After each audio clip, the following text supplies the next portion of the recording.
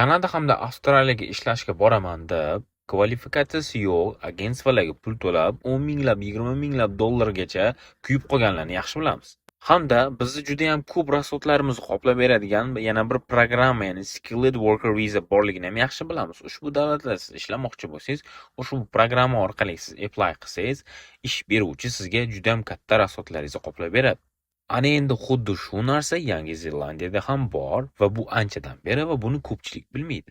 Agar siz ma'lum bir mahoratga ega bo'lsangiz va sizda tajriba hamda diplomingiz bo'lsa va tilni bilsangiz, Yangi Zelandiyada borib ishlashingiz mumkin.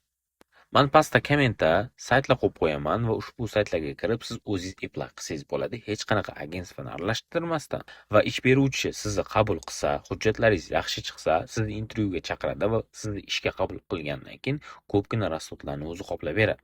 Va siz juda ham go'zal bo'lgan, tinch bo'lgan hamda yaxshi daromad topish mumkin bo'lgan davlatda qonuniy borib ishlaysiz. Ushbu videoni yo'qotib qo'ymaslik uchun saqlab qo'ying va barcha tanishlaringizga jo'natib qo'yishingiz esdan chiqmasin.